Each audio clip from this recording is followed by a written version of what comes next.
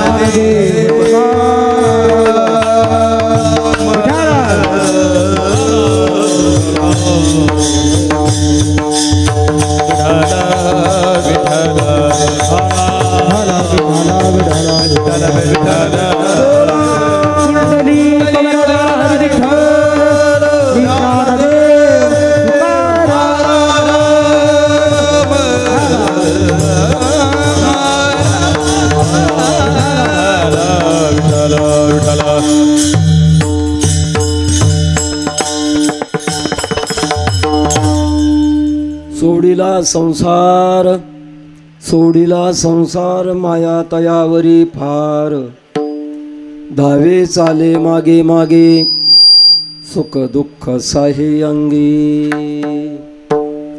याने घ्यावे नाम तिसी करणे त्यांचे काम धावे चाले मागे मागे सुख दुःख साही अंगी तुका म्हणे भोळी विठ्ठल कृपेची कुवळी धावे चाले मागे मागे सुख दुःख साही अंगी पांडुरंगा करो प्रथम नमन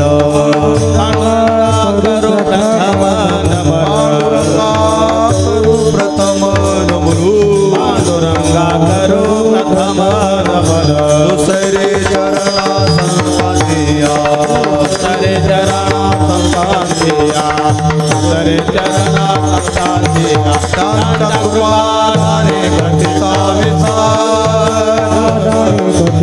विसारू दान कृपाने घटिता विसारू बाबाजी सद्गुरुदास तुका बाबाजी सद्गुरुदास तुका जयांचे केलिया स्मरण होय सकळ विद्यांचे अधिकरण तेच वंदो श्री चरण श्री गुरूंचे नमस्कारो न्यता काय माझी वाणी मानेल संतांसी रंजवू चित्तासी अपुलिया माझी वाणी तुझी वर्णी गुणनाम ऐसे दे प्रेम काही कळा मस्तक हे पायावरी या वार करी संतांच्या समचरण सरोजम सांद्रणीलांबुधावम जगननिहितपाणिं मंडनं मंडनानां तरुण तुलसीमाला कंधरं कंजनेत्रं सदय धवलहासं विठ्ठलं चिन्तयामि विठ्ठल विठ्ठल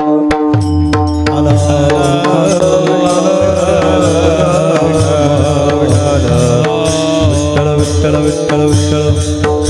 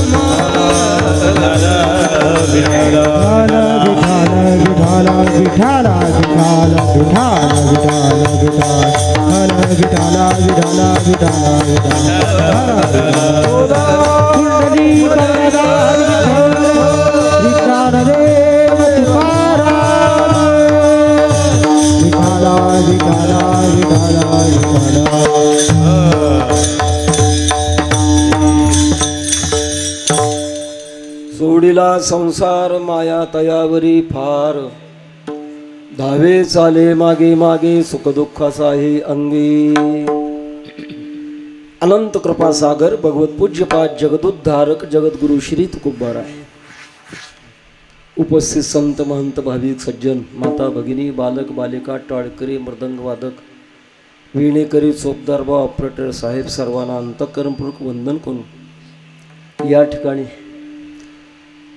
महावैष्णव मोतीरामजी महाराज यांच्या शरणसेवेमध्ये सतत ज्यांनी आपलं आयुष्य खर्च केलं असे वैकुंठवासी हरिभक्तीपरायण व्यंकटराव नामदेवराव शेवटे यांचं 6वं पुण्यस्मरण आहे।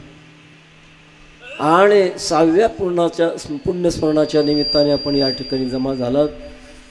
उपस्थित समाजाची बहुसंख्यता लक्षात घेऊन व्यक्तीचं व्यक्तिमत्व लक्षात येत आहे। विठ्ठल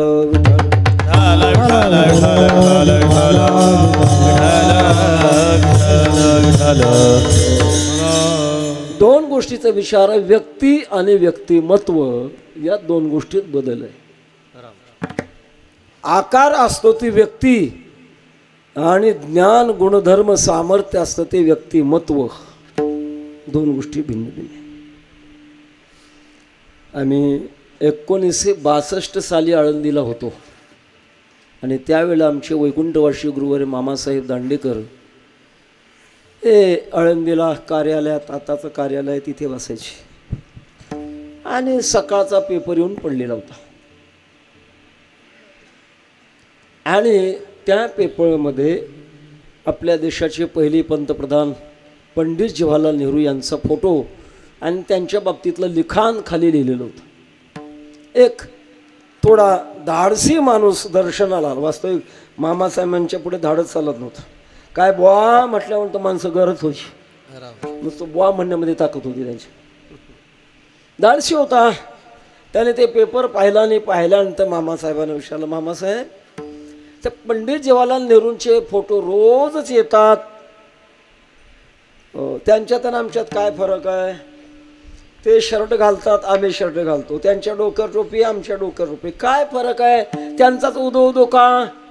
मामासाहेब फटकळ विनोदी होते। सांगितलं असं आहे, संपूर्ण देशाचा कारभार चालवण्याची त्यांच्या डोक्यामध्ये ताकद आहे म्हणून त्यांच्या डोक्यावर टोपी आहे आणि तुझ्या डोक्यावरची टोपी कुठं ते खुंटीला अडकवण्यापेक्षा तुझ्या डोक्यावर ठेवली एवढाच फरक आहे, याच्यापेक्षा जास्त फरक। व्यक्ती आणि व्यक्तिमत्व यामध्ये फार फरक असतो महाराज। किंवा जन्माला आलो ही व्यक्ती आहे आणि आपल्या जीवनामध्ये काय मिळवलं, कोणत्या साधनेनं मिळवलं हे व्यक्तिमत्व आहे। ज्यांचं व्यक्तिमत्व वैकुंठवासी परमश्रद्धे प्रातस्मरणीय मोतीराम महाराज यांच्या फडावरची सेवा करण्यामध्ये गेलं। पुढे एक पदवी आहे माली पाटील। पूर्वी हुकुमशाहीमध्ये पाटलं दोन होते, एक पोलीस पाटील आणि दुसरे माली पाटील। आमचा पोलीस पाटलाचा वंश आहे। पाटील की माझ्याच वाट्याला येणार होती, मी म्हटलं नको बाबा, ते मग आम्हाला जोग महाराजांच्या परंपरे जाऊ द्या। आणि शेतीचा कारभार, मालगुजारी वगैरे सगळे जे सांभाळते ते माली पाटील। जीवनभर आणि भगवंताच्या सेवेत ज्यांचं आयुष्य व्यतीत झालं आणि त्यांचंच पुण्यस्मरण होतं।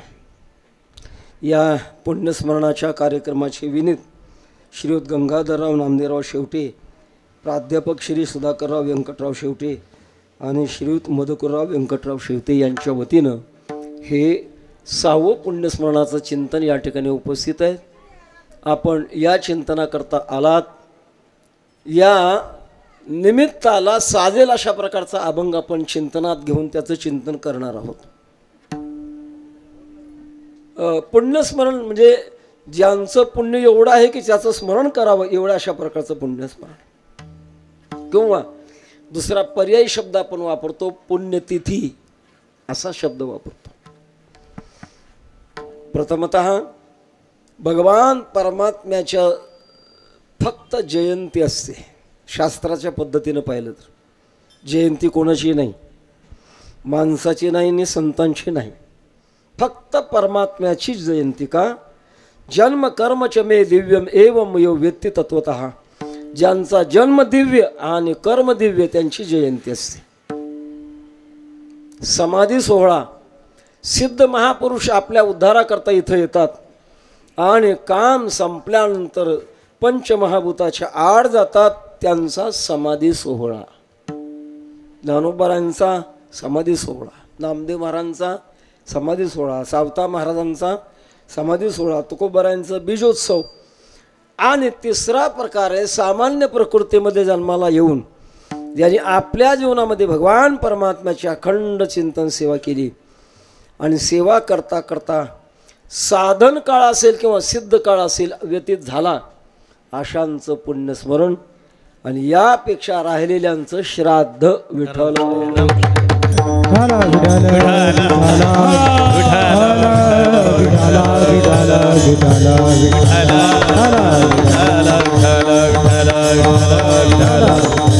ज्योतिषशास्त्रामध्ये काही तिथी अशुभ आहेत, काही तिथी शुभ आहेत. हो, घबाड गुरुपुष्यामृत योग शुभ तिथी आहेत आणि काही अशुभ तिथी आहेत. त्या दिवसात अशुभ अशा प्रकारचा काळ असतो. घातपात, व्यतिपात असे जे काही काळ आहेत ते अत्यंत अशुभ आहेत. पण कदाचित तुमच्या ज्योतिषशास्त्राप्रमाणे तिथी जरी अशुभ असली तरी महापुरुषाने देह देऊन टाकला, ती तिथीसुद्धा पुण्यरूप होते म्हणून पुण्यतिथी असा शब्द आपण वापरतो. धन्य पुण्यरूप कैसा झाला संसार, देव आणि भक्त तुझा नाही विचार. असं पुण्यतिथी, त्या पुण्यतिथीच्या निमित्ताने बाहेर सांसारिक जीवनाचा अभ्यास न करताना अंतरंग असणारा भक्ती जीवनाचा अभ्यास आपल्याला आजच्या चिंतनामध्ये करायचा आहे. आणि अभंगाची भूमिका पाहत असताना माणसाच्या जीवनामध्ये प्रेम नावाची एक शक्ती आहे हृदयामध्ये. माणूसच काय, जीवाच्या ठिकाणी प्रेम आहे असं म्हणावं लागेल. माणसाच्या ठिकाणी तर आहेच आहे, पण जीव म्हटलं की त्याच्या ठिकाणी प्रेम नावाचं एक तत्व आहे. किती निष्ठुर असू द्या, कितीही क्रूर असू द्या, त्याच्यात प्रेम नावाचं तत्व आहे. उदाहरणार्थ एखादी वाघीण आहे, वाघीण क्रूर असते महाराज, प्राणी पाहिला की झडप मारते, शिकार करते, पण त्या वाघिणीचं पिल्लू पुढे पाहिलं की तिच्या आत प्रेम निर्माण होतं आणि त्याला चाटते ती. क्रूरता आहे पण प्रेमही आहे. फक्त एवढंच आहे, काहीचं प्रेम नैसर्गिक आहे आणि काहींचं प्रेम अभ्यासिक आहे. विठ्ठल विठ्ठल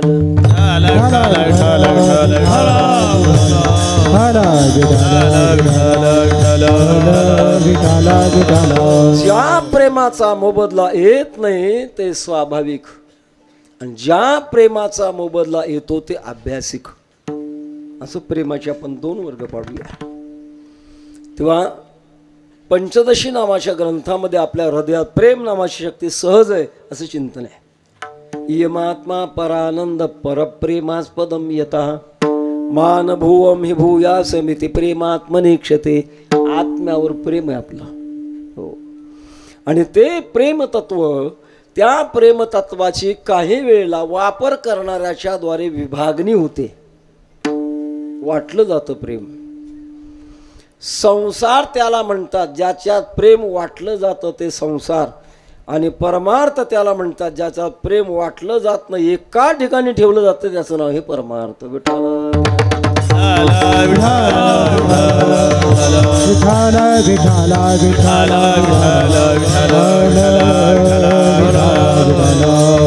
प्रेमाला दुसरं नाव आहे वात्सल्य. वात्सल्य हे प्रेमाला दुसरं नाव आहे. आपण याचे तीन प्रकार पाडू. काही कुटुंब वत्सल, काही दीन वत्सल आणि काही भक्त वत्सल. तीन प्रकार पाडू आपण. काही माणसं असतात ते कुटुंब वत्सल असतात, हे अज्ञानातलं प्रेम आहे. आपल्याकडे मन आहे वाटतं. अगं माझं बायले, पुढचं काय पाठ नाही वाटतं इकडे कोण. तुला सर्व वाहिले, तू माझी देवेन, मी तुझा बाप्या. एक कुटुंब वत्सल अशा प्रकारचं. आमचे वैकुंठवासी गुरुवर्य मोठे बाबा म्हणायचे, सास तीर्थ सासरा ससरा तीर्थ आधा तीर्थ साली, माँ बाप तो नदी नाले सब तीर्थ घरवाली. मोठे बाबा मोठ्या प्रेमाने म्हणायचे. ज्याने प्रेम अज्ञानानं आणि स्वाभाविक जीवदशेतून प्रेम ठेवलंय अशा प्रकारचे हे कुटुंब वत्सल असतात. काही प्रेम नात्यावर, काही प्रेम घरावर, काही प्रेम पैशावर, असं भिन्न भिन्न ठिकाणी प्रेमाची विभागणी केली जाते. याला म्हणतात कुटुंब वत्सलता. पण याचा मोबदला मात्र मिळत नाही. का मिळत नाही याचं कारण हेच नाशिवंत आहेत. जे नाशिवंत आहेत ते काय मोबदला देणार आहेत महाराज. नागव्याजवळ उघडं गेलं शरीरात हिवानं मेलं म्हणेन आपल्याकडे. एकादशीच्या घरी शिवरात्र काय मिळेल कोणाला, तसा प्रकार आहे. कुटुंब वत्सल असतात ते अर्थात मोकळ्या हाताने जातात. दुसरा वर्ग आहे दीन वत्सल. साधव दीन वत्सला. साधू माणसं दिनाचे वत्सल असतात. दिन कशाला म्हणतात, जे संकटामध्ये सापडलेले आहेत, ज्यांच्याकडनं मोबदला आपल्याला काही मिळत नाही, पण त्यांच्यावर प्रेम करणारा हा वर्ग आहे, त्याचं नाव आहे दीनवत्सल. साधवो दीनवत्सला. हा एक प्रसंग आहे. एका नदीमध्ये एक साधू महाराज स्नान करण्याकरता गेले होते. नाही योगायोगाने एक विंचू वाहत वाहत चाललेला दिसला. लक्षात आलं हा मरणार आहे, याला वाचवलं पाहिजे. साधू महाराज त्याच्याजवळ गेले, खाली हात घातला, त्याला तळ हातावर घेतलं. घेतल्यानंतर गरमी लागल्यामुळे त्याने फणका मारला. हात झटकला गेला, परत खाली पडला. पुन्हा हात खाली घालायचा, वर उचलायचा, त्याने फणका मारायचा. 3-4 वेळा फणके मारले, पण तो सोडेना. कसं तरी काठावर आणून सोडला. एक काठावर मनुष्य होता. काय महाराज, अहो तो तुम्हाला सारखे फणके मारत होता आणि तुम्ही त्याला वर काढण्याचा प्रयत्न करत होता.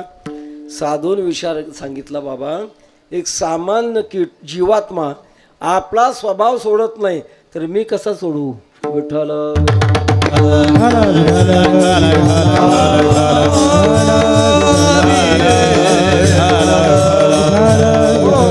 आपलं वात्सल्य ज्याला म्हणतात ते वात्सल्य वृत्तीमध्ये ठेवलेलं असतं. साधवो दीनवत्सला. संत मंडळी दीनवत्सल असतात.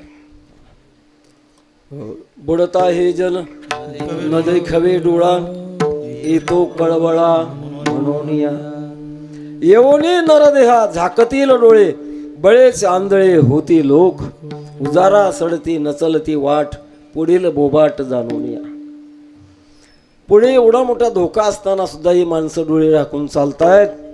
याचं दुःख संत मंडळीला होतं, कारण ते दीनवत्सल असतं. आणि तिसरा प्रकार आहे भक्तवत्सल. परमात्मा हा भक्तवत्सल असतो. आपलं प्रेम भक्तावर करणारा असतो, त्याचं नाव आहे भक्तवत्सल. आज आपण चिंतन करणार आहोत भक्त वात्सल्याचं. भगवान प्रेम करतात, पण कोणावरही प्रेम करत नाहीत. कोणावर प्रेम करतात, अभंगाच्या सुरुवातीला आहे, सोडिला संसार, सोडिला संसार, सोडिला संसार, सोडिला संसार, सोडिला संसार, सोडिला संसार, सोडिला संसार, सोडिला संसार. माया दयावरी फार, माया दयावरी फार, धावे चाले मागे मागे, धावे चाले मागे मागे.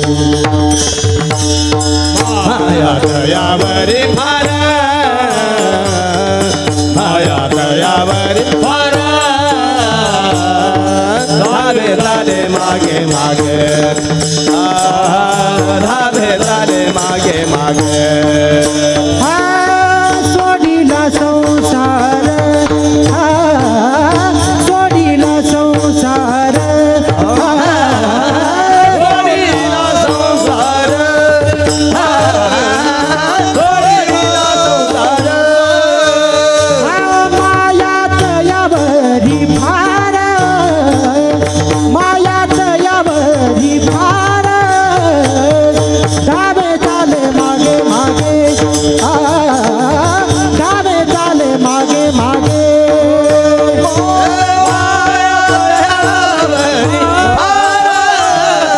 मायात यावरी फार धावे चाले मागे मागे धावे चाले मागे सोडिला संसार माया तयावरी फार.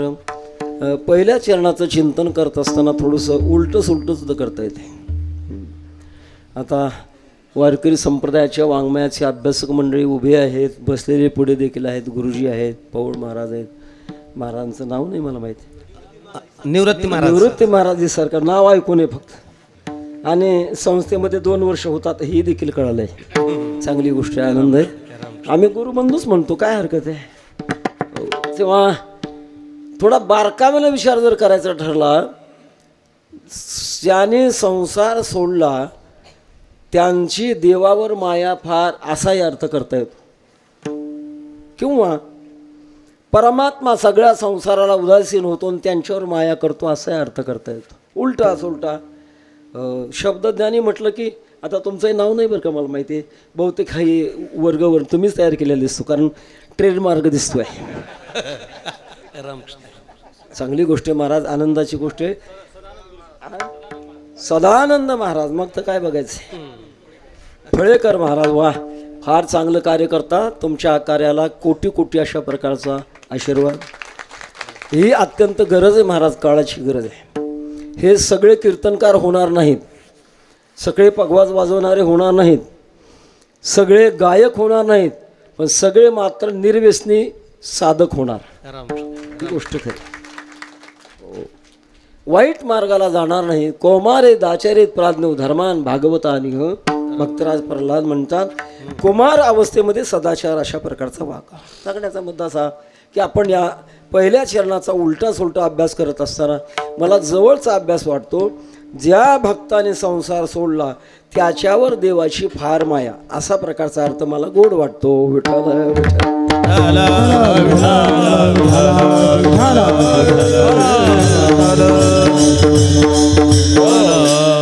पहिली गोष्ट, संसार सोडता येतो का. दुसरी गोष्ट, सोडावा का, सुटला जातो का, कधी सोडावा. अनेक प्रश्न आहेत त्याच्यात. सगळ्या प्रश्नाचं उत्तर मला देता येणार नाही, 11:15 तर झाले. पुढचा प्रवास आमचा निफाड तालुक्यात आहे, त्याच्यामुळे थोडक्यात बोलतो. संसार का सोडावा याचं उत्तर पहिल्यांदा, या आपण एखादा कारखाना टाकतो, त्याच्या पुढे बोर्ड लिहितो, काहीतरी बोर्ड भिन्न भिन्न लिहितात. किंवा एखादं घर बांधल्यानंतर त्या घराच्या पुढे बोर्ड लिहितो, शांती कुंज. आत गेलं की कुत्र्याची भांडणं, मांजरीची भांडणं, महिलाची भांडणं, पुरुषांची भांडणं, आणि नाव शांती कुंज. सगळा विरोधी भाषा आहे. पण या मृत्यूलोकाला भगवंताने एक बोर्ड दिलाय, अनित्यम असुकम लोकम इमम प्राप्य भजस्व माम. हा लोक अनित्य आहे, असुख आहे. हे बोर्ड या मृत्यूलोकाचं, याला बोर्ड दिलं गेलं आहे. अनित्यम असुकम लोकम इमम प्राप्य भजस्व माम. हा अनित्य आहे आणि असुख आहे, म्हणजे दुःख देणार आहे. हे रती माई के दुखाचे जनते, हे रती माई के दुखाचे जनते, रती माई के दुखाची जनते, हे रती माई के दुखाची जनते. नाही आधी अंती अवसाने,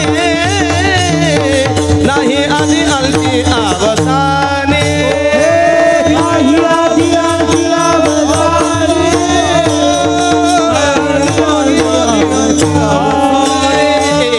रती माई के दुखाची जनती हे रती माई के दुखाची जनती माई के दुखाची जनती हे रती माई के दुखाची जनती माई के दुखाची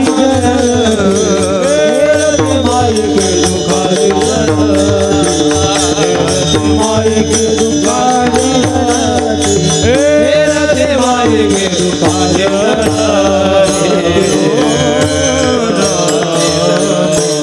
हे रते माई के दुःखाची जनिती नाही आधी अंती अवसान. बौद्ध धर्मामध्ये 4 तत्व आहेत, त्याच्यामध्ये एक तत्व आहे सर्वम दुःखम दुःखम. सगळं दुःखच आहे म्हणतात, पण आपल्या वैष्णवामध्ये फरक आहे. सर्वम दुःखम दुःखम जरी असलं जाईल भव श्रम सुख होईल दुखाचे जाईल भव श्रम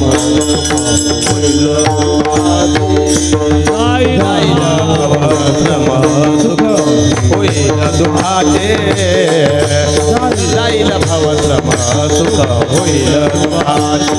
हे कामामध्ये काम आई मना राम राम जाईल भवश्रम सुख होईल दुखाचे.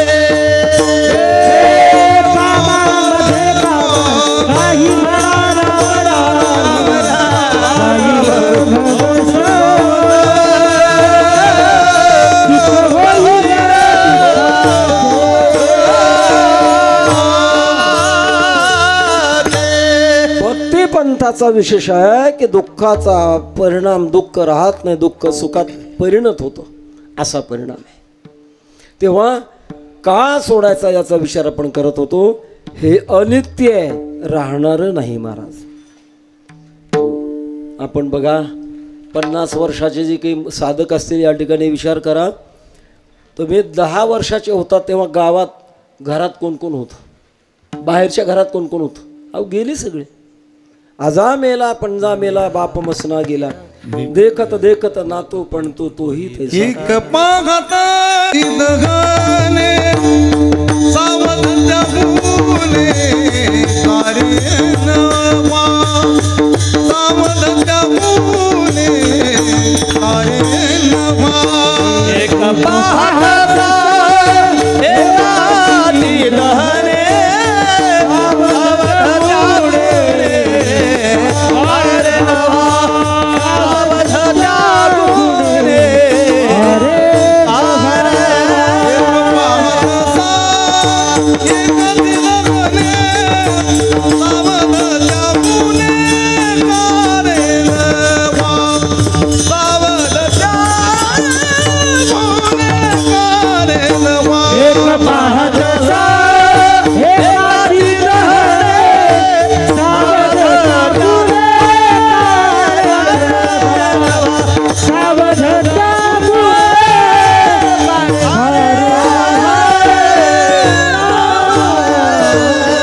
एकाची दहने सावध त्या गुन्हेकारी नव्हा. पाहतोय आपण महाराज प्रत्यक्षात, आणि प्रत्यक्षात पाहिल्यामुळे भगवान म्हणतात अनित्यम. दुसरं पद आहे असुखम, याच्यात सुख नाही, दुःख आहे. जे अनित्य असतं ते दुःखाने युक्त असतं, जे नित्य असतं ते सुखाने युक्त असतं. असं त्रैराशिक आहे, गणितच आहे. तेव्हा का संसार सोडला याचा विचार आपण करत होतो. हा अनित्य आहे आणि असुख आहे, मग याच्यात एकनिष्ठता नाही, कायमचापणा नाही. आणि कायमचापणा नसल्यामुळे हे प्रेम करण्याकरता योग्य नाही. बरं, सोडणं म्हणजे काय करणं? दुसरा प्रश्न आहे, सोडता येतो का? संसार सोडता येतो का? आपण आपल्या वारकरी संप्रदायातल्या सर्व अशा प्रकारच्या भक्त मंडळींची यादी बघा. फक्त 4 संत बाजूला ठेवा, निवृत्तीनाथ, सोपान काका, ज्ञानोबाराय, मुक्ताबाई, 4 बाजूला ठेवा. आणि बाकीची बघा बरं. सावता महाराज, गोरोबा काका, नरहरी महाराज, अहो सर्व संतांची यादी जर पाहिली तर ते संसारात होते ना. म्हणजे एक सूत्र सांगतो, जन्माला यावं लागतं संसारात, राहावं लागतं संसारात, आणि मिळवावं लागतो परमार्थ. असं महत्वाची गोष्ट आहे. मग का सोडला म्हणतात? सोडणं म्हणजे काय? सोडण्याचे दोन प्रकार आहेत. बाहेरचं सोडणं हा एक प्रकार आहे आणि आतलं सोडणं हा एक प्रकार आहे. बाहेरचं सोडणं, बाहेरचा संसार सोडणं सोपं आहे, पण आतला संसार सोडणं सोपं नाही. अभंगामध्ये बाहेरचा संसार सोडला हा अर्थ विवक्षित नाही. मग आतला संसार सोडला. बाहेरचा संसार सोडणं, नारी मरी घर संपत्ती नाशी, मुंड मुंडाये भय संन्यासी. आमचे वैकुंठवासी गुरुवर्य नतुसिंग बाबा दृष्टांत सांगायचे. एक पर्व काळ होऊन गेला होता. पर्व काळ म्हणजे अनुकूल काळ, ज्याला सुषुम्ना काळ म्हणतो. सुषुम्ना काळ प्रत्येकाच्या जीवनामध्ये दिवसातून 2-2 वेळेला येतो. कसा तपासायचा मी मागे एक तपासण्याची पद्धतही सांगितली होती. आत्ता आपल्या एकाच नाकपुडीतून श्वासोश्वास चालू आहे. बघून या, नाकाला बोट लावून घ्या. एकाच नाकपुडीत श्वासोश्वास चालू आहे. दोन्ही नाकपुड्या जरी असल्या तर डाव्या नाकपुडीला इळा म्हणतात, उजवीला पिंगळा म्हणतात योगशास्त्रामध्ये. ज्योतिषशास्त्रामध्ये डावीला चंद्रनाडी म्हणतात, उजवीला सूर्यनाडी म्हणतात. ज्योतिषशास्त्र म्हणतं एखाद्या गोष्टीला आपण जर निघालात कामाला तर आपण नाडी बघा. डावी नाकपुडी जर चालू असेल तर काम होण्याविषयी शंका आहे, आणि उजवी चालू असेल तर काम होईल. मी इकडं प्रवासाला निघत असताना माझी सूर्यनाडी चालू होती. बरोबर वेळेला आलो तेव्हा. पण 1-2 दिवसातून 2 वेळेला असे काही प्रसंग आहेत की त्यावेळेला दोन्ही नाड्या बरोबर चालतात. आज तपासून बघा, खोटं असलं तर मला फोन करा. दिवस संपला आणि रात्र सुरू होते, असा जो संधी काळ आहे, त्या संधी काळाला दोन्ही नाकपुड्यातून श्वास बरोबर चालतो, तो सुषुम्ना काळ आहे. तो अत्यंत पवित्र काळ आहे. आणि त्या पवित्र त्याला पर्व काळ म्हणतात. एका पर्व काळावर एक साधू महाराज स्नान करण्याकरता गंगेवर आले होते. स्नान झालं, पण ते संन्यासी झाले होते. ते कशामुळे झाले होते? मी बघा सूत्र बोललो ना, नारी मरी घर संपत्ती नाशी आणि मुंड मुंडाये भय संन्यासी, असे संन्यासी झालेले होते. स्नान झालं, भगवान सूर्यनारायणाला अर्घ्य दिलं, आणि अर्घ्य देत असताना अंगाभोवती प्रदक्षिणा करावी लागते. प्रदक्षिणा करत असताना घाटाकडे लक्ष गेलं आणि घाटाच्या 2 दगडाच्या फटीमध्ये एक पिवळी वस्तू चमकली. काय असेल ती?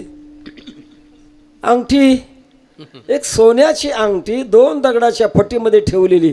त्या संन्याशीबाने उलट झाल्यानंतर पाहिल्यानंतर मनामध्ये लोभ निर्माण झाला. अरे अरे अरे अरे, काय आनंद होता, धन्य आनंदाची सापडली वेळ. पण आता करता काय? आपण संन्यास घेतलाय. संन्याशाने धातूला स्पर्श करायचा नाही. काय करावं? इतक्यात त्या घाटावर एक धोबी धुणं धुत होता. बोलवलं त्याला, ए बाबा इकडे रे. का हो महाराज? दर्शन घेतलं. का महाराज? अरे काय त्या 2 दगडाच्या फटीमध्ये जे चमकतंय ते पाहिलं का तू? म्हणे पाहिलंय. अंगठी आहे. अरे घेऊन टाक, 5-6 महिने धुणं धुवायचं बंद होईल तुझं. घे म्हटल्यानंतर तो धोबी रडायला लागला. मोठमोठ्याने रडायला लागला. साधू महाराजांना कळलं, मी काही याला शिवी दिली नाही, शाप दिला नाही, पाण्यातून काही चावलं नाही, का रडतो? एक सूत्र सांगतो महाराज. रडणाऱ्या माणसाला आणि भांडणाऱ्या माणसाला गप्प बसायचं असलं ना, आपण मौन धरायचं, अजिबात बोलायचं नाही. भांडणाऱ्या माणसाला उत्तर दिलं की त्याला दुप्पट अवसान येतं, आणि रडणाऱ्या माणसाला रडू नको म्हटलं की ते जास्त रडतं. काहीच म्हणायचं नाही, गप्प बसायचं. हे साधू गप्प बसले. थोड्याच वेळात त्याचं रडणं बंद झालं. का रे बाबा रडला? काय सांगा महाराज, वाईट याचं वाटलं. कशाचं? अहो संन्यास आश्रमामध्ये तुम्ही आलात आणि तुम्हाला अंगठीचा लोभ होतोय. 1 महिना झालं मी अंगठी पाहतोय, घेण्याची इच्छा झाली नाही. आता संन्याशी कोण धोबी कोण ठरवा आपण. विठाला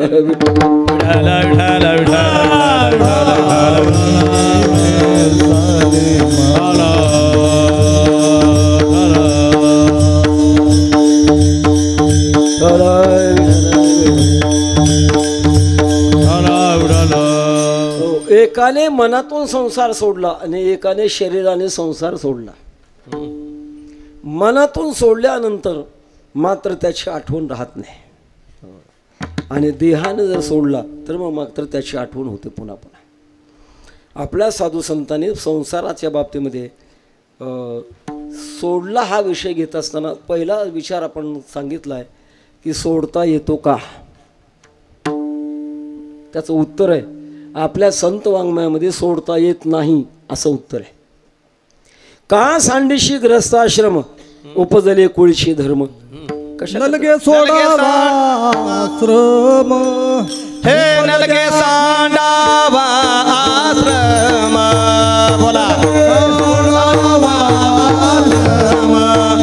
उपजले कुळीचे धर्म कुळीचे धर्म हे आणि कन करावा श्रम एक पुरे नाम विठोबा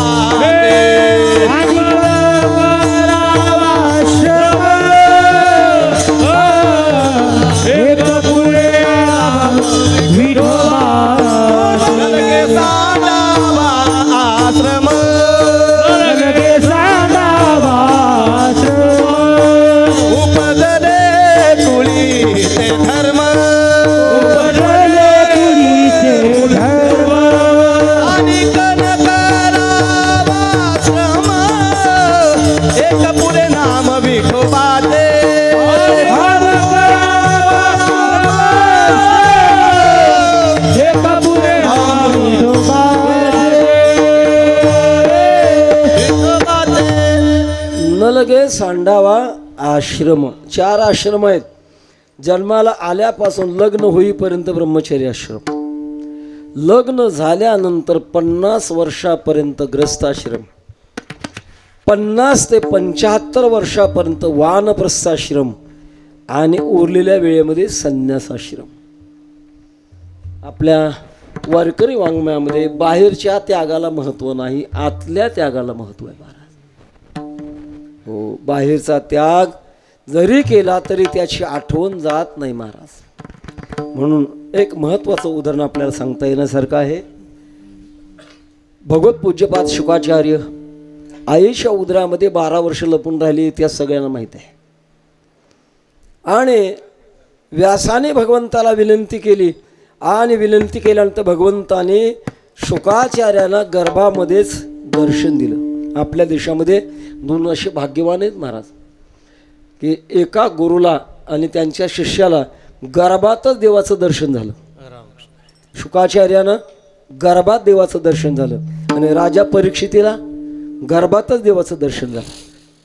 तेव्हा बाहेर या म्हटल्यानंतर शुकाचार्य बाहेर पडले आणि प्रपंचाच्या बाबतीमध्ये अंगावर काटा येत होता म्हणून नागवेची पळून गेलेले. शुकाचार्य पळत असताना सोहमभाव होता, सोहमभाव, ज्याला परमहंस वृत्ती म्हणतात. मी परमात्मा आहे या बोधावर सतत राहणं, याचं नाव आहे परमहंस वृत्ती. व्यास मागून हाक मारत होते शुका पुत्रमुख पाहण्याकरता, पण शुकाचार्य थांबत नव्हते. थांबता थांबता मध्ये एक सरोवर लागलं आणि त्या सरोवरामध्ये काही महिला स्नान करत होत्या. शुकाचार्य जवळून गेले, महिला लाजल्या नाहीत. व्यास जवळ आल्यानंतर महिला लाजल्या, लुगडे अंगावर घेतले, बाजूला बसल्या. आता जावं की गुपचूप, पण म्हाताऱ्या माणसाला चौकशी करण्याचा फार छंद असतो, इथले नाही बाहेरचे. का ग बायानो, माझा तरणा बांड मुलगा तुमच्या जवळ गेला, तुम्ही लाजला नाहीत, आम्ही तुमच्या पंजोबासारख्या मला लाजलात. महिला हुशार होत्या. सांगितलं बाबा तुमच्या प्रश्नातच उत्तर आहे. तुम्हाला आम्ही महिला दिसतो, तुमचे चिरंजीव असे होते की त्यांना एक परमात्मा दिसत होता, आणि आम्ही महिला दिसत असताना तुम्हाला देहाभिमान आहे, आणि देहाभिमान जिथे तिथं लाज आहे म्हणून आम्ही लाजलो. शुकाचार्याने ऐकल्यानंतर एवढंच ऐकण्याचा परिणाम, महाराज प्रत्यक्ष स्तुती किंवा परंपरेची स्तुती पचवणं फार अवघड आहे. निंदा पचवणं सोपं आहे, पण स्तुती पचवणं फार अवघड आहे. म्हणून आपल्या संप्रदायामध्ये स्तुती मानवाची करू नये, करू नये स्तुती. एवढी स्तुती शुकाचार्याने नुसती कानावर ऐकल्याबरोबर मनामध्ये एक उगवला. कोण? अभिमान. हम भी कुछ हैं, मी कोणीतरी आहे. अभिमान लागे सुखाचे पाठी याचे उपराटे सृष्टी केली याचे उपराटे सृष्टी केली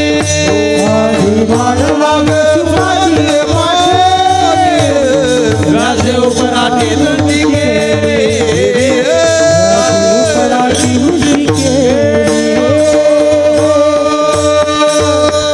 आणि झाडं पाड ओ देणं बंद झालं. व्यासांच्या लक्षात आलं घात झाला, आता अभिमान निर्माण झाला. जनक भेटीशी पाठविला तेने अभिमान नाने खोटे केले. जनकांच्या भेटीला पाठवलं. मोठा राजवाडा जनकांचा, आणि राजवाड्याच्या पुढे चौबदार भालदार असतात. त्यानं सांगितलं, सांगा राजांना शुकाचार्य तुमच्या भेटीला आलेत म्हणून सांगा. निरोप पोहोचवला, पण राजा जनकाने आसन हलवलं नाही. शुकाचार्य विचार करू लागले, शहाणा तो असतो दुसऱ्याची चूक शोधत बसण्यापेक्षा स्वतःची चूक शोधतो तो शहाणा. दुसऱ्याचा चुका शोधत बसू नये, आपली चूक शोधावी. शुकाचार्य विचार करू लागले, माझा निरोप पोचलाय पण येत नाहीत, एक कृपाळू आहेत असं असताना काय येत नाही. त्याचं कारण आहे आपला निरोप चुकीचा आहे. शुकाचार्य शुक आचार्य, आणि मग आचार्य म्हणलं तर कसं येतील ते. पुन्हा निरोप द्या म्हणले, काय तुमच्या भेटीला शुक आलाय असं म्हणून सांगा म्हणाले. पुन्हा दुसरा निरोप सांगितलं, तुमच्या भेटीला शुक आलाय. तरी राजा जनकाने आसन सोडलं नाही. विचार करतात अजून आपली चूक आहेच आहे. कोणातरी एका देहाला आपण शुक म्हणून चिटकलो आहेत, आणि चिटकल्यामुळे ते येत नाहीत आपल्याकडनं म्हणून. आणि मग तिसरा निरोप सांगा, तुमच्या भेटीला कोणीतरी आलाय म्हणा. ताबडतोब राजा जनकाने सिंहासन उडी मारली आणि अभिमान नाने खोटे केले. मला एक म्हणायचं आहे, कोणचा त्याग आहे हा? सोडीला संसार. ज्या शुकाचार्याने लंगोटी नेसली नाही एवढा त्याग केला, ते शिष्य. आणि गुरु कोण? राजा जनक. राजा राज्य चालवतो असते पण वृत्तीवर नाही महाराज. आतून सगळं अशा प्रकारचं सोडलेलं होतं. दुसरा प्रसंग आहे, राजा जनक नेहमी संतांचा सहवास करायचे. ग्रस्थाश्रमामध्ये चांगलेपणा तो आहे, साधो संगमुपासतेच सततम धन्यो ग्रस्थाश्रम. तो ग्रस्थाश्रम श्रेष्ठ आहे. जो साधूची संगती करतो तो ग्रस्थाश्रम श्रेष्ठ आहे. कोणी म्हणे अवघड आहे ते. अहो ग्रंथराज ज्ञानेश्वरीचं पारायण करणं म्हणजे ज्ञानोबरांची संगती आहे. तुकोबरांच्या गाथेचं चिंतन करणं म्हणजे तुकोबरांची संगती आहे. भागवताची संगती करणं नाथ महाराजांची संगती आहे. आज प्रत्यक्षात संतांची संगती झाली तर चांगलीच गोष्ट आहे, पण नाही झाली तर फार मोठा परिणाम आहे ना. कारण शब्दाच्या रूपाने ही मंडळी आपल्या पुढे आहेत. सांगण्याचा इतर सांग, राजा जनक नेहमी सत्संग करायचे. आणि जनकाच्या दरबारामध्ये फार मोठे मोठे विद्वान असायचे. कोणी महंत, कोणी 108, कोणी 1008, कोणी मंडलेश्वर, कोणी महामंडलेश्वर. या पदव्या आपल्याकडे नाहीत, या उत्तरेकडे पदव्या आहेत महाराज. मोठ्या मोठ्या पदव्या सगळे मोठे मोठे अशा प्रकारचे बसले असायचे. आणि सत्संग सांगण्याकरता याज्ञवल्क होते. याज्ञवल्क कोण होते? ज्यांना 2 बायका होत्या ते याज्ञवल्क. मैत्री आणि कात्यायनी नावाच्या 2 बायका त्यांच्या होत्या, आणि ते सांगण्याकरता बसले होते. व्याख्यान चालायचं, आणि चालत असताना याज्ञवल्क्य जनक राजाकडे बघून सांगायचे. वक्ता बोलत असताना कोणाकडे तरी बघतो ना, ज्यांच्या चेहऱ्यावर हावभाव निर्माण होतात. आपण जे बोलतो त्यांना पटलंय अशा माणसाला बघून माणूस बोलतो. आणि ज्याने झापड लावून घेतले भिंताड त्याला बघून बोलल का? वक्ता तो वक्ता नव्हे, श्रोते नवीन. तेव्हा याज्ञवल्क हे राजा जनकाकडे बघून बोलायचे. आपसामध्ये चर्चा चालली साधू मंडळीमध्ये. का हो? याज्ञवल्क राजालाच बघून बोलतात, आपल्याकडे बघत सुद्धा नाही. का? आपल्याकडे काही तत्वमसी मिळणार आहे का? तत्वमसी म्हणजे हे बघा ठेवले तत्वमसी, कोणीतरी ठेवले. आपल्याकडे काही तत्वमसी मिळणार आहे का? अहो त्यांच्याकडे भरपूर मिळेल म्हणून त्यांच्याकडे बघून सांगतायत असं. याज्ञवंच्या लक्षात आलं की यांचा विपरीत ग्रह झालाय. यांच्या लक्षात आलं पाहिजे जनकाचा काय अधिकार यांना कळवला पाहिजे. मग ते सगळे संत मंडळी एका मोठ्या मंडपामध्ये त्यांना वास्तव्याकरता निवासाकरता जागा दिली होती आणि याज्ञवल्क्याने योग सामर्थ्याने त्या मंडपाला लावली आग. नोकर सांगत आले, ओ सरकार आग लागली मंडपाला. आग लागली म्हटल्यानंतर ते ऐकायला बसलेले संन्यासी, कोणी म्हणते माझं कमंडलू जळल, कोणी म्हणतं माझी शाटी जळल, कोणी म्हणतं माझी लंगोटी जळल. सगळे उठले आणि निघून गेले आपलं आपलं घेण्याकरता.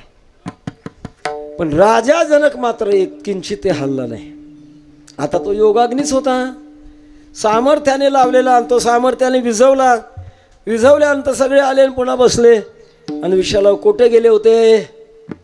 कमंडलू जळल म्हणून गेलो होतो, शाटी जळ म्हणून गेलो होतो, लंगोटी जळ. प्रत्येकाची कारण. अहो हा तर राजा आहे, याचा मंडप जळत होता, हा हल्ला नाही.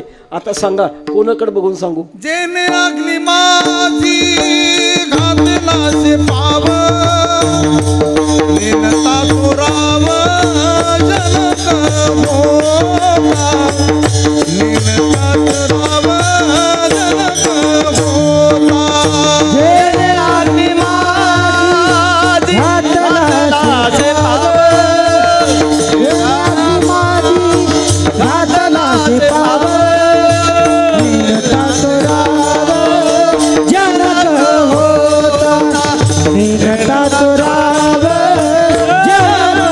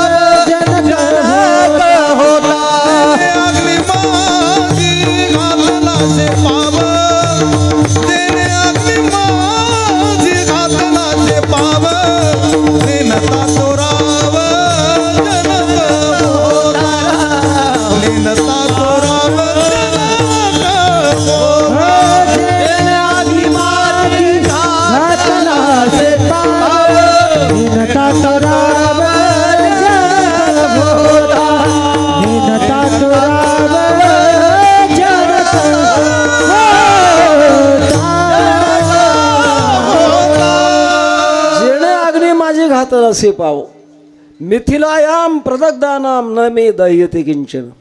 याचं नाव आहे सोडीला संसार. तादात्म्य आत्मीयता सोडणं म्हणजे संसार सोडणं आहे. आणि असं ज्याने या पंचमहाभूताचं तादात्म्य सोडलं, का सोडलं? हे घातक आहेत महाराज.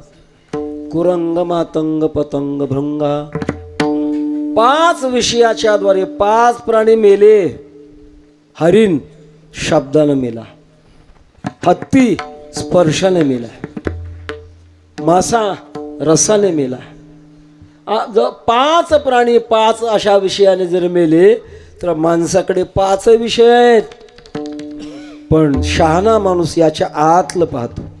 परितया माझी गळ आहे, जो प्राणा ते घेऊन जाय, तो जैसा ठाऊवा नव्हे झाकलेपणे.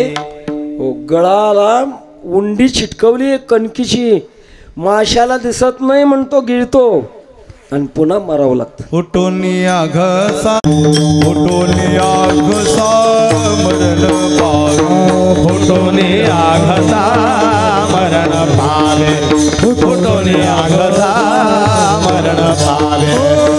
आमिषाच्या मीचे गळगिले माता फुटोनिया घसा मरण पावे फुटोनिया घसा मरण पावे. आमिषाच्या मीचे गळगिले माता फुटोनिया घसा मरण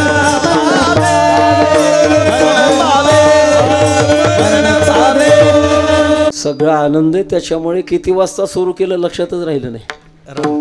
आणि गायक वादक इतके सुंदर आहेत. मला वाटतं मी आळंदी पंढरपूरमध्येच कीर्तन करतोय. मला इथे इच्छा आहे काही 4-5 टाळकरी आणि मृदंग वादक एकदा आमच्या आळंदीच्या कार्यक्रमात नेऊन वाजवायचे.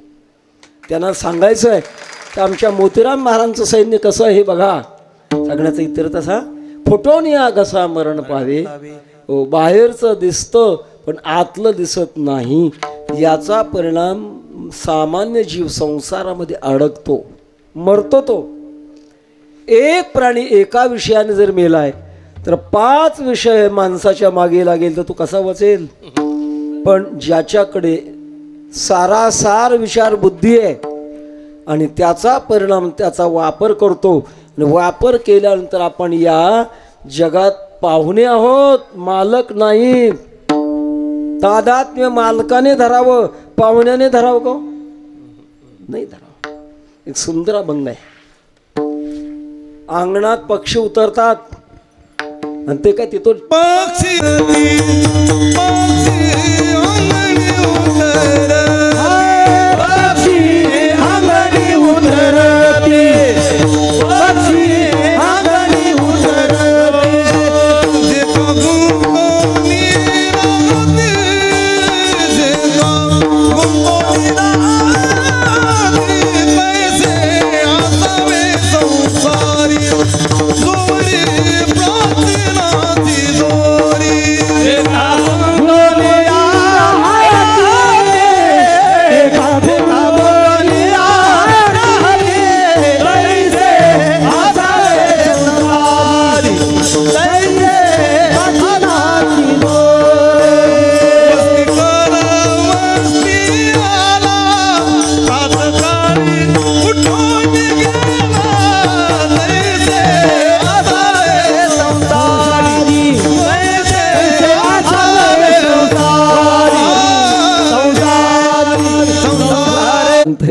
पक्षी अंगणी उतरती ते का गुंतोनी राहती.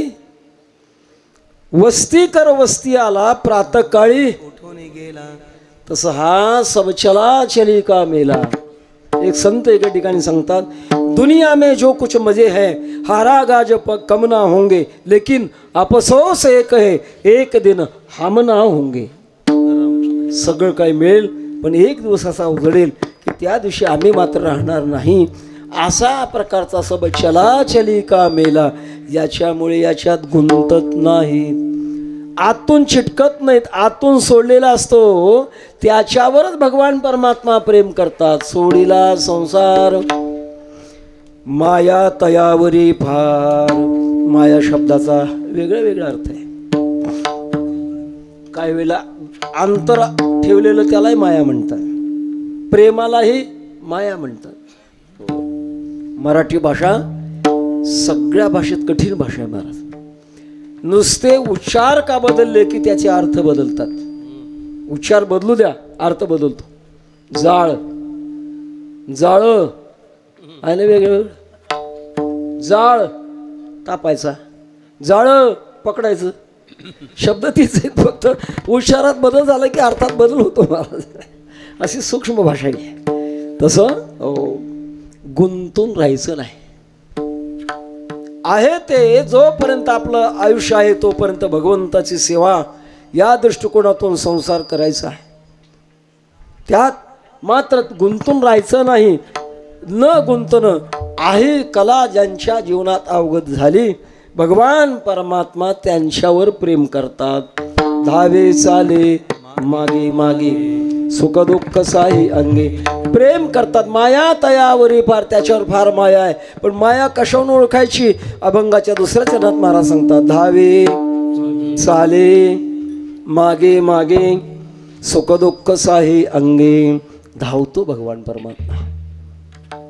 आपण श्रीमद भागवतामध्ये गजेंद्राचं आख्यान ऐकलं असेल. हा कहे लक्ष्मी ती कहे गजराज, आगे चलत गोली पीछे होता आवाज.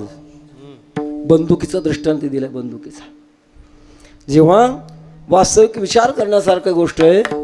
गजेंद्राला पंढरपूर माहीत नव्हतं, देव आहे म्हणून माहीत नव्हतं. फक्त एकच अनुमान केलं त्याने, ज्या अर्थी जग आहे त्या अर्थी याचा निर्माता कोणीतरी आहे. पूर्ण माहीत नाही पण कोणीतरी आहे. इथपर्यंत फक्त बुद्धी होती. आणि म्हणून कोण होईल तो ब्रह्मांड चालक, कोण असेल न भगवान शंकर असेल, भगवान विष्णू परमात्मा असेल, भगवान दत्तात्रय असतील, देवी असेल, कोणी कसत नाही. कोण होईल तो ब्रह्मांड चालक, आपणची हाक देईल हाके. एवढं म्हणून कमळाचं फूल तोडून वर फेकलं आणि परमात्मा धावत धावत आले महाराज. आणि सगळ्यातून निराशा झाली. आता आपले नातेवाईक आपले नाही हो का, जोवरी चढन गा तोवरी म्हणती माझा माणिती लहान थोर देह सुखाची काजा. या वृत्तीने बनल्यानंतर भगवान परमात्मा धावतात आणि चालतात.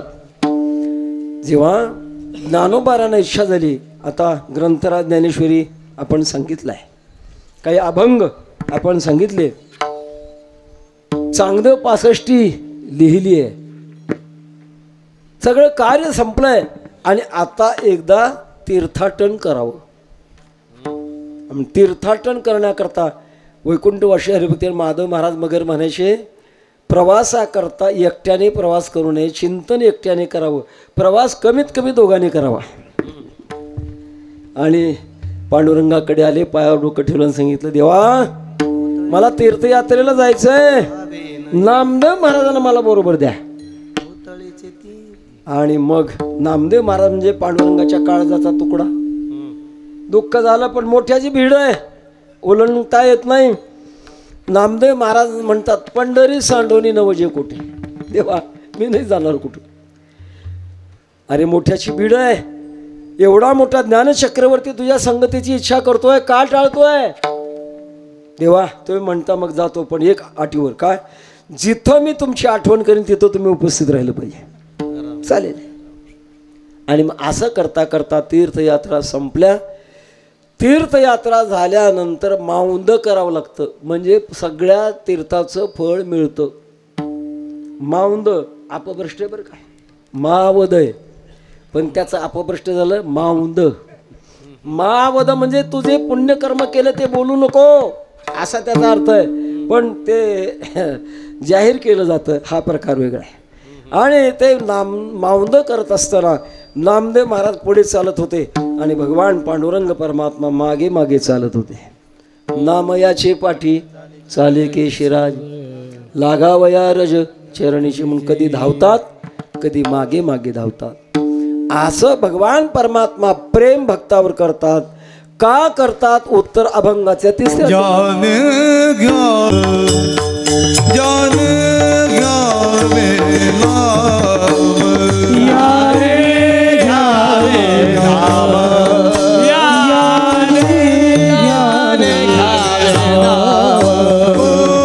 याने घ्यावे नाम, याने घ्यावे नाम,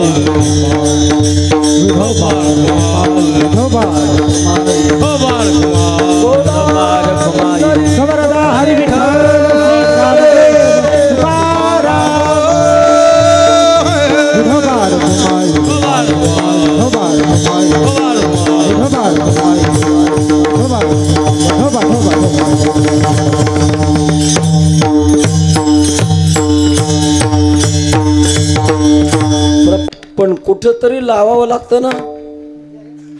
काढून नुसतं चालत नाही, ठेवावं लागतं. आणि ते कुठं ठेवलेलं असतं? याने घ्यावे नाम तिसे करणे त्यांचे काम. याने म्हणजे भक्ताने देवाचं नाव घ्यायचं. नामचिंतन आणि मंत्र साधना थोडा भेद आहे. या गुप्त गोष्टी आहेत, पण सांगायला हरकत नाही. मोतीराम महाराजांचा समाज आहे, काही सांगायला हरकत नाही. आपण असं उघडं कोणाच्या तरी मुखातून नाम ऐकलं आणि ते नाम आपण घेणं, हे नामचिंतन आहे. पण नामचिंतन घडता घडता वृत्तीची का तयारी झाली. एखादा महात्मा ज्याला दिव्य परमात्म्याचा साक्षात्कार आहे, आणि असा महात्मा नंतर मंत्र सांगतो. ती साधना गुप्त साधना आहे. विठ्ठल विठ्ठल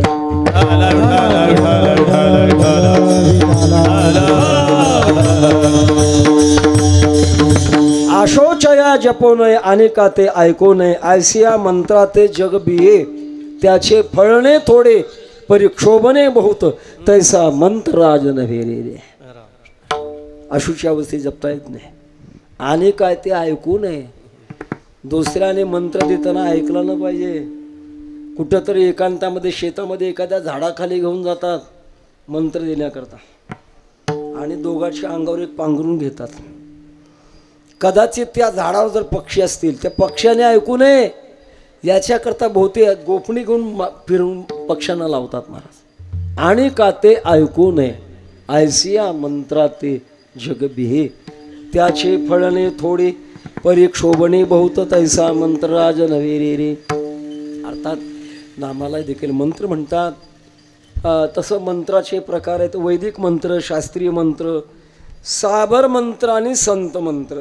आपण 4 प्रकार पाडतो. वैदिक मंत्र ओम, ज्याला प्रणव म्हणतात, हा वैदिक मंत्र आहे. पण याचा अधिकार, जप करण्याचा अधिकार शास्त्र म्हणतंय ओम हा शब्द गुरुमुखातून आला पाहिजे. काही मंत्र आहेत जसं गायत्री मंत्र, ओम भूर्भुवः स्वः तत्सवितुर्वरेण्यं भर्गो देवस्य धीमहि धियो यो न प्रचोदयात् मंत्र आहे. पण या मंत्राचं फळ प्राप्त होण्याकरता ते गुरुमुखातूनच घेतलं पाहिजे. किंवा महामृत्युंजय जप आहे, तो घेण्याकरता सुद्धा गुरुमुखातून आला पाहिजे. ज्यांचं हृदय तेथपर्यंत पोहोचले त्यांच्या हृदयातून तो बाहेर आला पाहिजे. आम्ही उदाहरण सांगत असतो. बंदूक उडवल्यानंतर पुढचा प्राणी मरतो, पण जी बंदुकीतली गोळी आहे ती गोळी हाताने फेकली तर मरेल का? नाही मरणार. पुढचा प्राणी मरण्याकरता ती बंदुकीतून जावी लागते. तसं मंत्राच्या बाबतीमध्ये ज्याची सिद्ध अवस्था आहे त्याच्या हृदयातून तो मंत्र बाहेर आला पाहिजे, आणि मग त्या मंत्राची साधना पुढे चालते. अगोदर नाममंत्र आहे, आणि नाममंत्र सकाळासी येथे आहे अधिकार. कलियुगे उद्धार हरिनामे.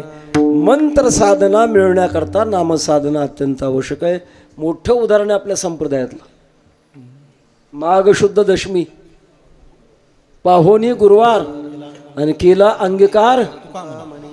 जगद्गुरु तुकाराम महाराज बाबाजी चैतन्याकडे गेले नव्हते. बाबाजी चैतन्य तुकोबार यांच्याकडे आले आणि मंत्र दिला राम कृष्ण हरी. त्याने मंत्र दिलाय. सांगण्याचा तीर्थ असा हे मंत्र साधना सुद्धा आवश्यक आहे. तुकोबारा म्हणतात तो मंत्र दिला तो कसा नवीन नव्हता, आवडीचा मंत्र सांगितला सोपा. जेलेले गुंफा कुठे काही कुठली अडचण येणार नाही असा माझी आवड होती त्या मंत्राची, आणि तेच त्यांच्यातून सांगितला, त्यांच्या मुखातून सांगितला. ते फार महत्त्वाचे. महाराज कबीर महाराज काशीला रामानंद स्वामीकडून नामदीक्षा घेण्याकरता गेले होते.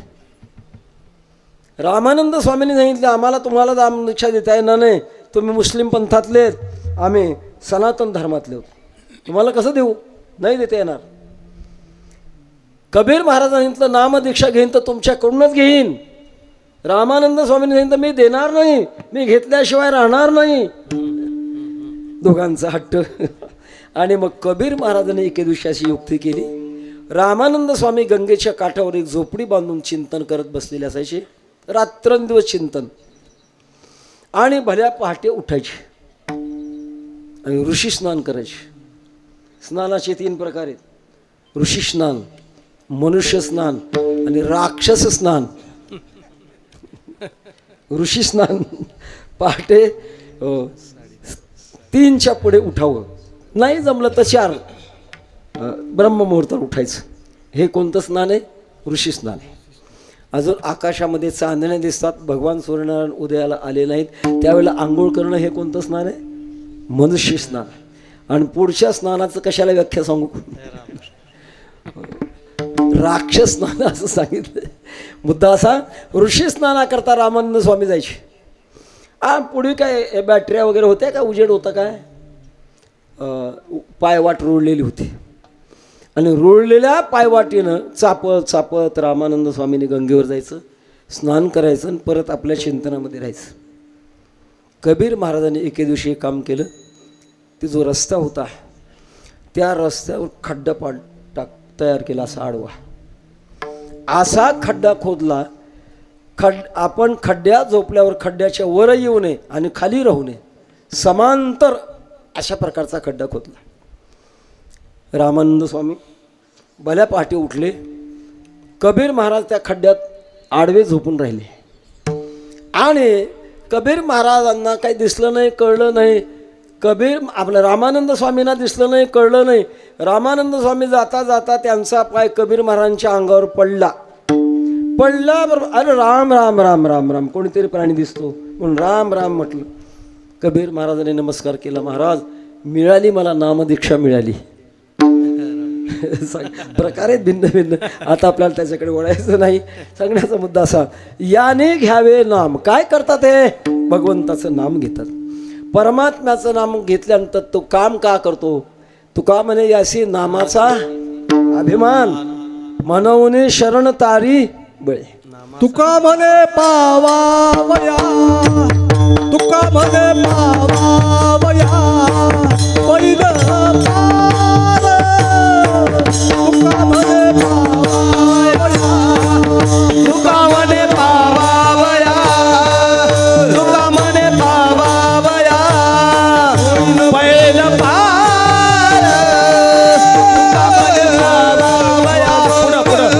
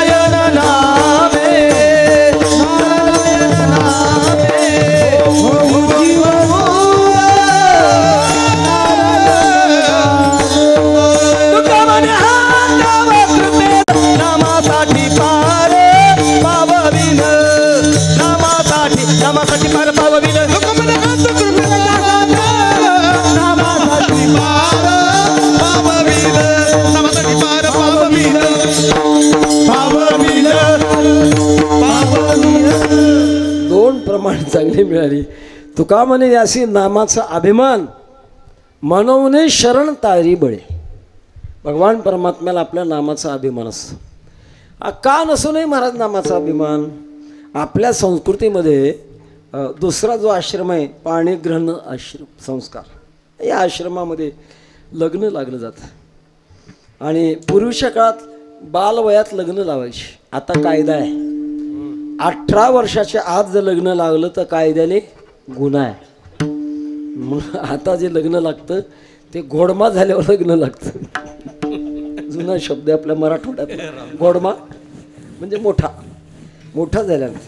आणि लहान वयात लग्न आल्यानंतर माणसं कौतुक करायची. लग्न झालं की ते बोहल्यावर नवरा नवरीला नावं घ्यायला लावायची. घ्या नाव, घ्या नाव. आता कोणी नाव घ्या म्हणत नाही, आता फोटो काढा म्हणतात फक्त. आता नाव विसरले माणसं. आमचा फोटो अमक्याबरोबर निघाला, एवढाच अशा प्रकारचा अभिमान. आणि मग पूर्वी नाव घ्यायला पाहिजे. मुलानं नाव घ्यायचं आपल्या पत्नीचं, पत्नीनं नाव घ्यायचं उखाण्यातून. वैकुंठवासी गुरुवारी दोंडा महाराजांचं ऐकलंय बरं का, माझ्या मनाचं नाही किंवा कुठलं वाचून लिहिलेलं नाही. सोन्याचा पाऊस, मोत्याच्या धारा, राव गेले लढाईला, आपदागिरी धरा. लढायला जात नसतो, रोजगार हमीवर जातो. पण ते ऐकल्यानंतर इतकं आनंद येतो. वा वा वा वा वा, माझं नाव घेतलं. नाव घेण्याचा परिणाम जन्मभर चाकरी करावी लागते, नाही का? कशामुळं? नाव घेतल्यामुळे जन्मभर चाकरी करणं जर मृत्यू लोकांमध्ये जर आहे तर भगवान परमात्मा याला तर नावाचा अभिमान आहे महाराज. कारण परमात्मा चैतन्य महाप्रभूचं एक फार सुंदर चिंतन आहे. नाम नाम कार्य बहुधा निजशर वसते तत्रा अर्पिता नियमिता स्मरणेन काला. भगवान परमात्मा अवतार घेतो, पण जेव्हा अवतार समाप्त करतात आपली शक्ती आपल्या नावात ठेवतात, म्हणून नावात सामर्थ्य आहे. विठ्ठल विठ्ठल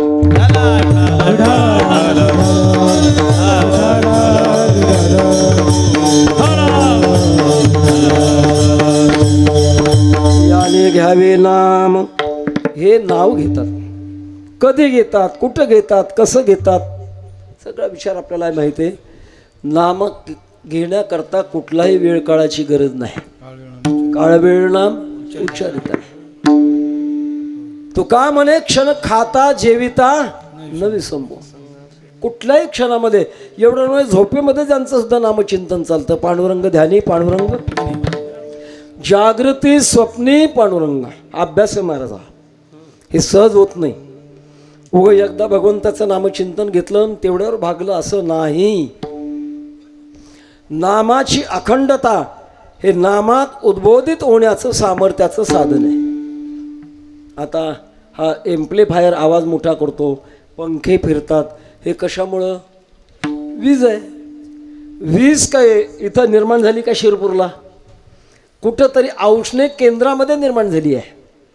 आणि ती वीज इथं आली कोणत्या गाडीनं? गाडीनं नाही आली. मग या उपकरणापासून तो औष्णिक केंद्रापर्यंत एक धातूचा धागा आहे आणि न तुटलेला धागा आहे. त्याला काय म्हणतो आपण? वायर. वायर जर मध्ये तुटलं तर फिरल का? नाही फिरणार. आवाज मोठा होईल का? नाही होणार. कनेक्शन अखंड पाहिजे, अखंड अखंड. तसं भगवान परमात्म्याची शक्ती जागृत होण्याकरता अखंडता फार महत्वाची आहे. काही वेळेला मधलं कनेक्शन तुटलं चालत नाही महाराज. सामान्य आपल्यासारखंच आमच्यासारखंच कनेक्शन तुटतंय. दर सोड दर लूज पास म्हणतात त्याला करंट. तेव्हा ज्या महात्म्याने आपल्या जीवनामध्ये असा अभ्यास केला, अभ्यास आहे महाराज, सोपं होत नाही. ज्ञानदेवी अभ्यास मोठा, नामस्मरण मुखा वाटा. ज्ञानोबा म्हणतात मी फार मोठा अभ्यास केला. अभ्यास करण्याच्या पद्धती भिन्न भिन्न आहेत. आता कीर्तनात सांगून वेळ जास्त जाईल, त्याचा 10 मिनटं राहिली आपली. असं अभ्यास करत असताना पुन्हा पुन्हा करणं, त्याचं नाव आहे अभ्यास. तच्चिंतनम तत्कथनम अन्योन्यम तत्प्रबोधनम एतदेक परत्वंच ब्रह्माभ्यासम विदुर्बुधा. त्या अभ्यास म्हणतात. विसरलं तरी पुन्हा आठवणं, विसरलं तरी पुन्हा आठवणं, विसरलं तरी आठवणं. असं करता करता करता आठव अधिक होतो आणि विसर कमी होतो. आणि विसर असा झाला पाहिजे की जगामधलं काय आहे ते न कळलं पाहिजे. अवघियांचा विसर झाला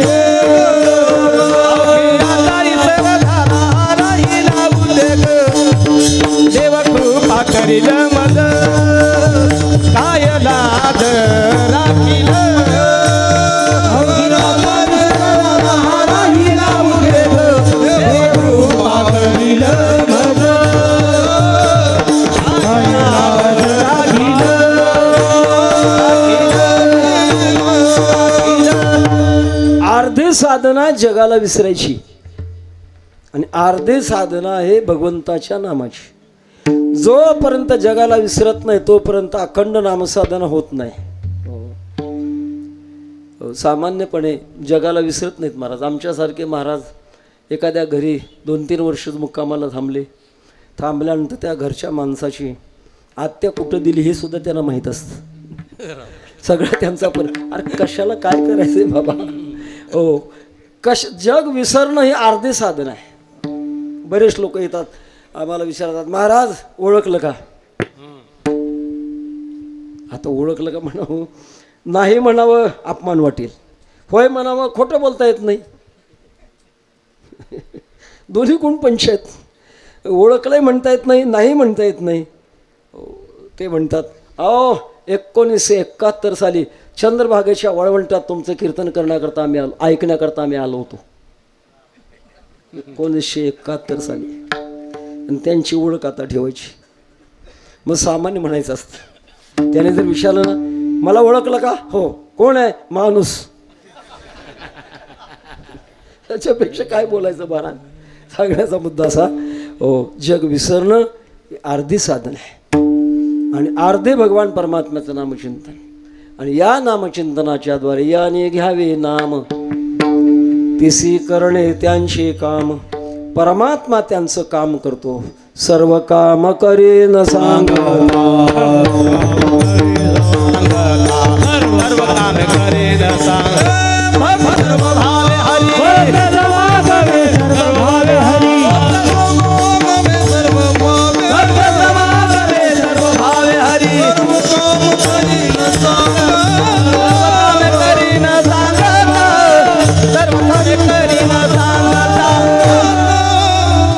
सोखोबाची बहीण झाला शारंगधर, वहिनी उघडादार हाका मारी.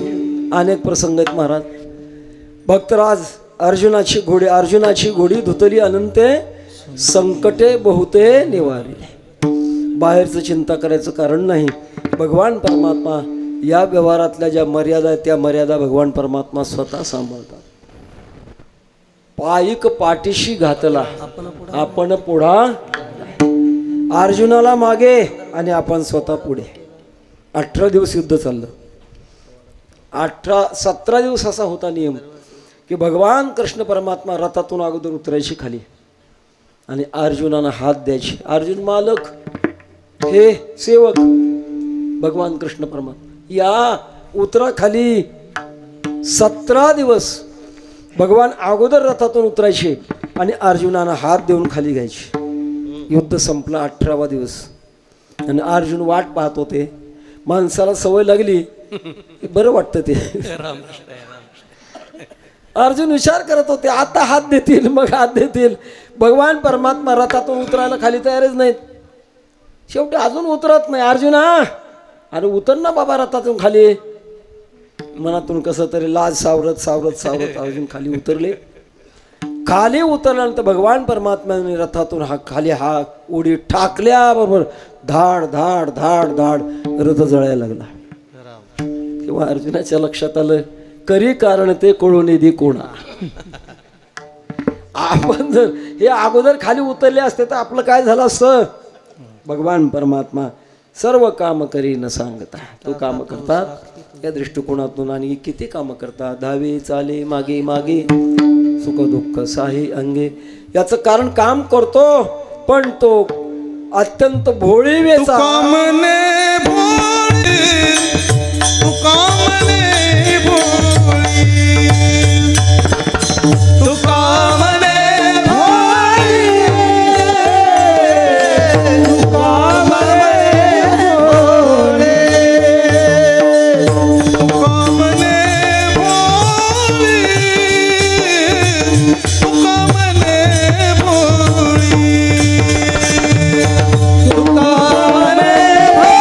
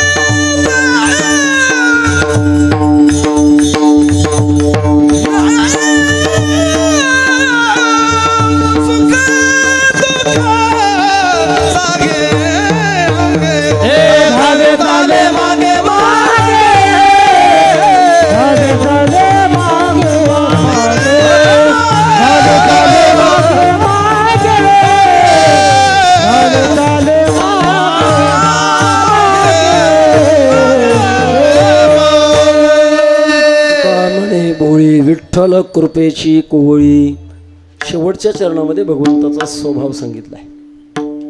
स्वरूप, सामर्थ्य आणि स्वभाव. कुठलंही दैवत निवडत असताना 3 गोष्टीचा अभ्यास करावा लागत असतो.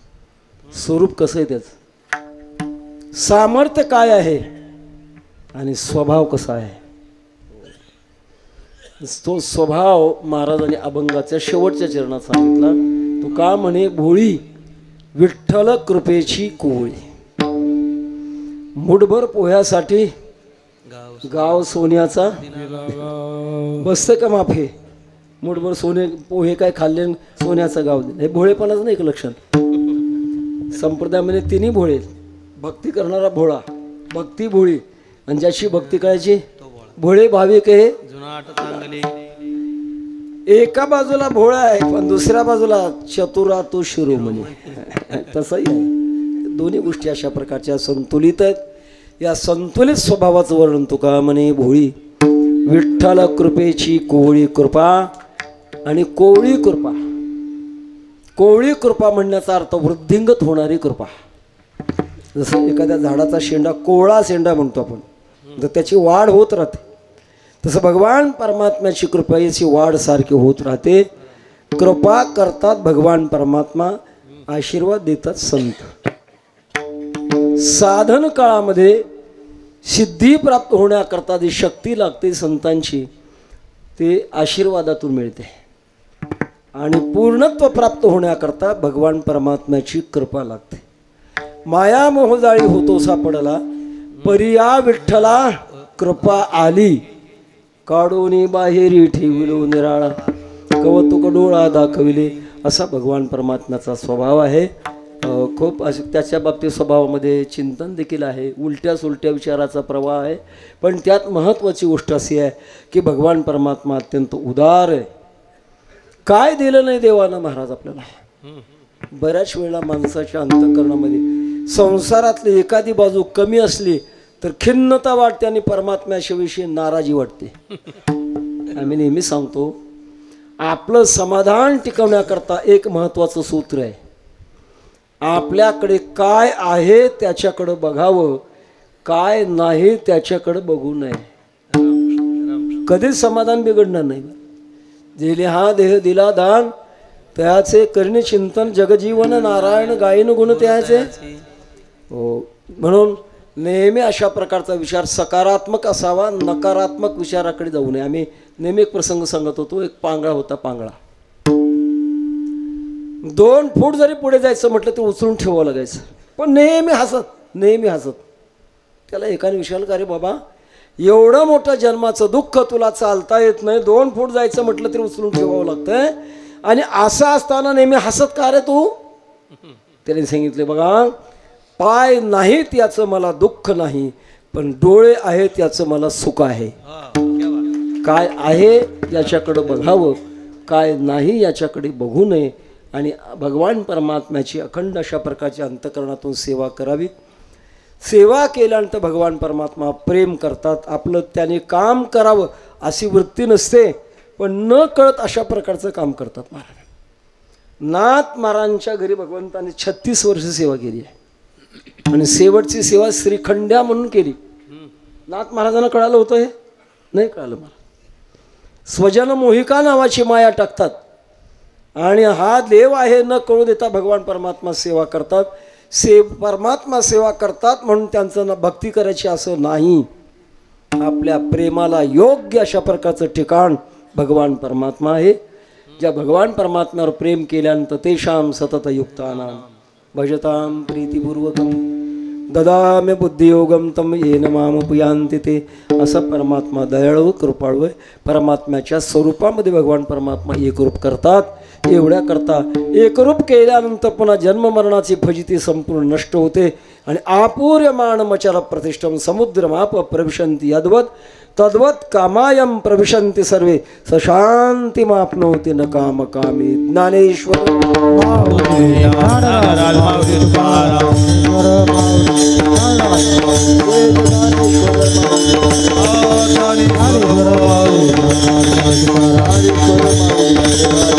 ज्ञानेश्वर माऊली ज्ञानेश्वर माऊली ज्ञानेश्वर माऊली ज्ञानेश्वर माऊली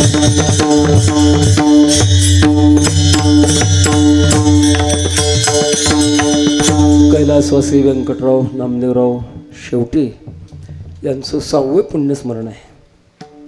मोतीराम महाराजांच्या महान व्यक्तिमत्व अशा प्रकारच्या पुरुषाकडे यांची श्रद्धा. आणि आम्ही बऱ्याच वेळेला पाहिलं फडावरती सेवा करत असताना वैकुंठवासी विठ्ठलराव गोळेगावकर आणि शेवती मामा सतत जोडीला असायचे महाराज. आणि मामा हे नाव मला वाटतं प्रसिद्ध झालेलं होतं. तसा आमचे गुरुवर्य वैकुंठवासी गुरुवर्य मामासाहेब दांडेकर आहे. मामा हे नाव त्यांचं प्रसिद्ध झालं, तसं प्रसिद्ध झालं. फडाची वाटचाल चालू आहे.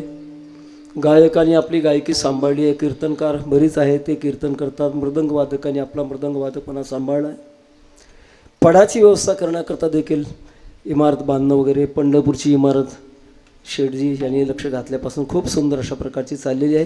अशीच उत्तरोत्तर या फडाची भरभराट हो आणि समाज जीवनामध्ये भक्तीची शक्ती प्रेरित हो आणि आपल्या जीवनामध्ये पूर्णत्व प्राप्त हो अशी भगवंताच्या चरणी प्रार्थना करून झालेली चिंतन सेवा तुझे देणे तुझ्या समर्पणी पायी झालो उतराई पांडुरंगात शेवट चाल झालेली आहे. विठ्ठल विठ्ठल जय जय विठ्ठल हरे हरे विठ्ठल जय जय विठ्ठल विठ्ठल जय जय विठ्ठल विठ्ठल जय जय विठ्ठल विठ्ठल जय जय विठ्ठल विठ्ठल जय जय विठ्ठल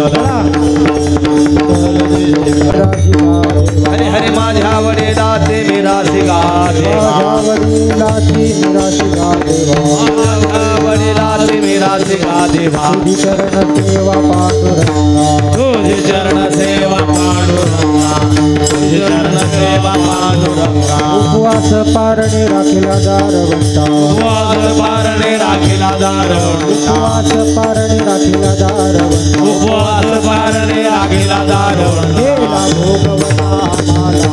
केला भोगवटा माला केला भोगवटा माला वंश परंपरा दास मी अंकिता वंश परंपरा दास मी अंकिता वंश परंपरा दास मी अंकिता वंश परंपरा दास मी अंकिता तुका मोकलिता लाज कवना तुका मोकलिता लाज कवना तुका मोकलिता लाज कवना उपवास पारणे राखिला दारवंता उपवास पारणे राखिला दारवंता पारणे राखिला दारवंता उपवास पारणे राखिला दारवंता भोगवटा भालागी केला भोगवटा भालागी केला भोगवटा भालागी जय जय विठ्ठल कारण श्री संत मोतीराम महाराज संस्थान फळा व बांधकाम समिती पंढरपूर यांच्या वतीनं या ठिकाणी हरिभक्त परायण संदीपन महाराज हाशेगावकर यांचा सत्कार होतो आहे. आपल्या सर्वांनी टाळ्या वाजवायच्या आहेत. या ठिकाणी महाराष्ट्रातलं नामांकित नाव ज्यांच्या अमृततुल्य शब्दांना आपण आसुसलेले असतो अशा महाराजांचा आज या ठिकाणी 6व्या पुण्यस्मरणार्थ या ठिकाणी हा सोहळा. गेल्या 15 दिवसापासून पाऊस होता महाराज आणि आज चक्क पाऊस बंद आहे. आमचा रस्ता एवढा खराब आहे, येणारे प्रत्येक जण म्हणत होते तुमचा रस्ता कसा आहे. आम्ही दादाने रस्ता दाखवलेला आहे आणि महाराज येत आहेत अगदी आणि जाणार आहेत नाशिक जिल्ह्यामध्ये. आणि म्हणून सर्व भक्तगण हरिभक्त परायण गायनाचार्य आणि प्रवचन